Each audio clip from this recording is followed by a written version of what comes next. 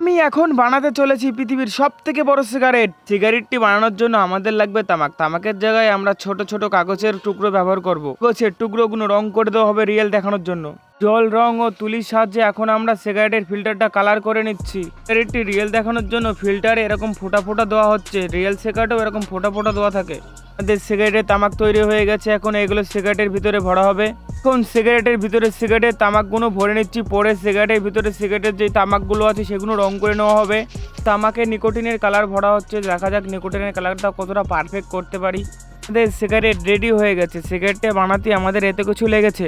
এখানে এখনো কাগজের অনেক তামাক পড়ে আছে যেগুলো আমাদের লাগেনি। আমাদের সিগারেট রেডি। সিগারেটটা এতটা বড় হয়েছে যে এটা এখানে ধরছেও না। আমাদের ইচ্ছে হলে এই জায়েন্ট সিগারেটটা তোমরা খেতেই পারো। ধোয়া বেরোবে কিন্তু কোনো নেশা হবে না। আমরা এই সিগারেটটার ফিল্টারটা দেখো, দেখে মনে হচ্ছে না পুরো অরিজিনাল ফিল্টার। শুধু ফিল্টারটাই কেন, পুরো সিগারেটটাই একটা জায়েন্ট সিগারেটের মতন লাগছে। আর সবাই কমেন্টে জানিও আমার বানানো জায়েন্ট সিগারেট তোমাদের কাছে ঠিক কেমন লেগেছে। তো আজকের মতন টাটা সবাইকে।